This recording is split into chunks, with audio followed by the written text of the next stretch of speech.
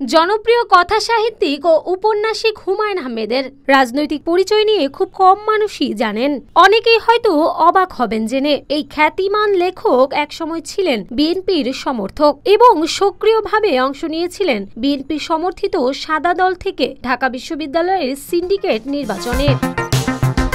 এই তথ্য উঠে এসেছে গবেষক ও লেখক মহিউদ্দিন আহমেদের লেখা বই বিএনপির সময় অসময়ে। বইটিতে উল্লেখ করা হয়েছে 1979 সালে অনুষ্ঠিত ঢাকা বিশ্ববিদ্যালয়ের সিন্ডিকেট নির্বাচনে হুমায়ুন আহমেদ প্রার্থী হন বিএনপি সমর্থিত সাদা দলের প্যানেল থেকে। ওই নির্বাচনে তার সঙ্গে অংশ নিয়েছিলেন doctor Anwarullah Chowdhury, doctor KM Mohsin ও ডক্টর SMA ফায়েজের মতো বিশিষ্ট শিক্ষকরাও। লেখক ও গবেষক মহিউদ্দিন আহমেদ তার বইতে লেখেন, বিএনপি পন্থীরা সাদা দল নামে নতুন প্ল্যাটফর্ম তৈরি করেছিলেন। এদের অনেকেই এসেছিলেন গোলাপি দল থেকে। এদের সমর্থন নিয়েই মনিরুজ্জামান মিয়া উপাচার্য এবং ইয়াজউদ্দিন আহমেদ শিক্ষক সমিতির সভাপতি নির্বাচিত হন। এরশাদ বিরোধী আন্দোলনের শেষ পর্যায়ে শিক্ষক সমিতির আহ্বানে ঢাকা বিশ্ববিদ্যালয়ের সব শিক্ষক একযোগে পদত্যাগের ঘোষণা দিয়েছিলেন।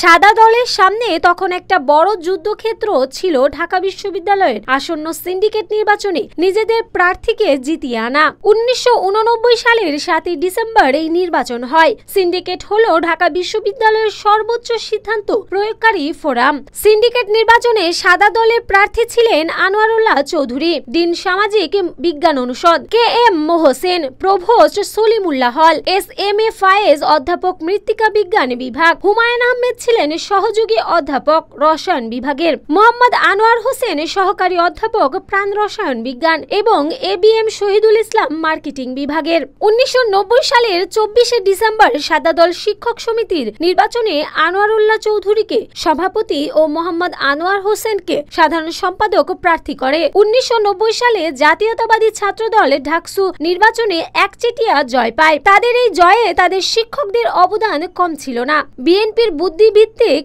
দিকটার নেতৃত্বে তখন ছিলেন সাদা দলের শিক্ষক নেতা আনোয়ারুল্লাহ চৌধুরী ও মোহাম্মদ আনোয়ার হোসেন। আনোয়ার হোসেন একসময় জাসদ গণবাহিনীর ঢাকা নগর শাখার কমান্ডার ছিলেন।